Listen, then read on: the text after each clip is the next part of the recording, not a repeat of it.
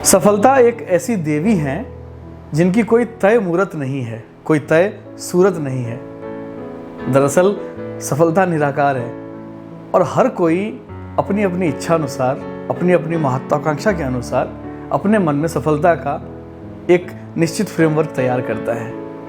इसके बारे में सुनाऊंगा छोटी सी कहानी और करूंगा आपसे बातें। मैं प्रबुद्ध सौरभ। बातें विद प्रबुद्ध। हर किसी के लिए सफलता का अपना दायरा होता है, अपना मायना होता है। किसी एक की सफलता किसी दूसरे की असफलता लग सकती है। सिकंदर का नाम आपने सुना होगा। सिकंदर महान, अलेक्जेंडर द ग्रेट पूरी दुनिया को जीतने के लिए निकला था और 30 वर्ष की उम्र में सिकंदर ने आधी दुनिया जीत ली थी। और पता है उनकी सबसे बड़ी समस्या क्या थी? वो ये थी कि जब मैं पूरी दुनिया को जीत लूँगा तो फिर मैं लड़ूंगा किससे। लड़ना उनका जुनून था, जितना सिकंदर का जुनून था। उनकी एक कहानी सुनाता हूँ आपको, जहाँ से उन्हें पता चला कि सफलता के मायने दुनिया में अलग अलग भी हो सकते हैं। क्योंकि वो एक योद्धा थे, उनको लगता था कि सफलता का मतलब होता है युद्ध लड़ना, युद्ध जीतना, राज्यों पर कब्जा करना। लेकिन एक बार ऐसी ही कोई लड़ाई लड़कर जीत कर वो वापस लौट रहे थे तो उनके साथ जो सलाहकार थे, उनके मित्र थे, सेनापति थे, उनमें से किसी ने कहा कि यहाँ पर एक पास में एक गाँव है जहाँ पर एक बहुत पहुँचे हुए साधु रहते हैं। उन साधु के दर्शन करने के लिए दुनिया भर से लोग आते हैं, तो अच्छा होगा अगर आप भी चलें और उनको एक बार प्रणाम करें, उनके दर्शन करें। सिकंदर वैसे तो इन सब में बहुत ज़्यादा यकीन नहीं रखते होंगे, मुझे ऐसा लगता है। हालांकि बहुत कम चीज़ें उपलब्ध है जो इसके बारे में सटीक जानकारी दे सके, लेकिन उनके मन में आया कि चलो जब इतने पहुँचे हुए और सिद्ध संत हैं तो एक बार इनके दर्शन करते हैं। तो सिकंदर उनकी कुटिया में पहुँचे। उनके पीछे उनका लश्कर भी उनके साथ था, सेनापति और उनके तमाम जो आसपास के लोग थे वो सब उनके साथ थे। जब वो बाबा के आंगन में पहुंचे, उनका नाम था डायोजनीज। तो जब वो डायोजनीज के आंगन में पहुंचे तो डायोजनीज अपने आंगन में लगभग निर्वस्त्र लेटे हुए थे और आंखें बंद किए हुए थे। सिकंदर का एक सबसे बड़ा सेनापति जो है वो चलकर बाबा के पास गया, बाकी लोग थोड़ा पीछे रुक गए। एक सेनापति चलकर गया डायोजनीज के पास और उन्होंने कहा कि विश्व विजेता सिकंदर आपसे मिलना चाहते हैं। बाबा ने आंखें खोली और फिर आंखें बंद कर ली। सेनापति के कुछ समझ में नहीं आया।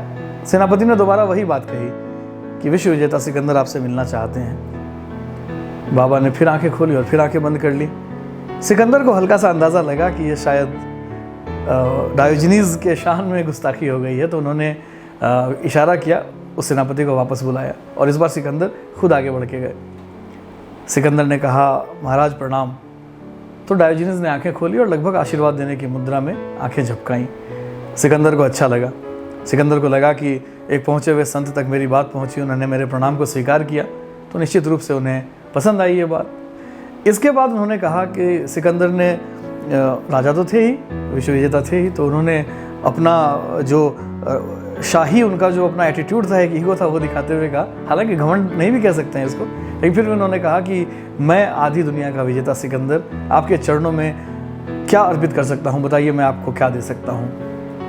बाबा ने आँख खोलकर देखा, थोड़ी देर सोचा, फिर आंखें बंद की और कहा कि ऐसी बात कही आपको मज़ा आ जाएगा सुनकर। और सिकंदर के जीवन में निश्चित रूप से बहुत बड़ा बदलाव आया। इसके बाद उन्होंने आंखें खोली, दोबारा आंखें बंद की और कहा कि विश्व विजेता सिकंदर, अगर आप मुझे कुछ दे ही सकते हैं तो इस समय आपके खड़े होने से मेरे पाँव पे जो है थोड़ी छाँव आ गई है, तो आप मेरी धूप छोड़ दीजिए। यह सुनकर सिकंदर को एक झटका सा लगा।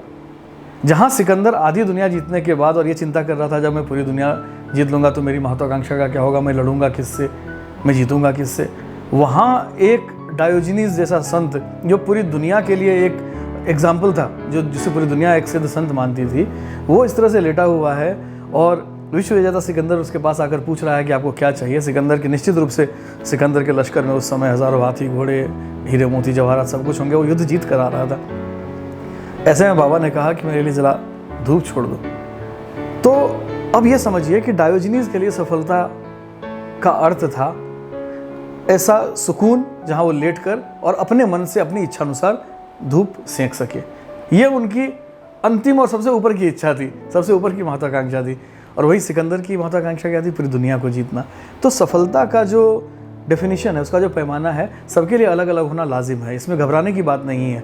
आपको लगता होगा कि कोई वहाँ तक पहुँच गया, मैं यहाँ तक हूँ, नहीं। सफलता आप आप पर आपका अधिकार है कि आप अपनी सफलता को अपने हिसाब से तय कर सकते हैं कि आपके लिए क्या सफलता है। लेकिन हाँ, एक बात ज़रूर है कि अगर आपने जिम्मेदारी ली है, अगर आपने विवाह किया है, तो अपने परिवार को पालना आपकी जिम्मेदारी है।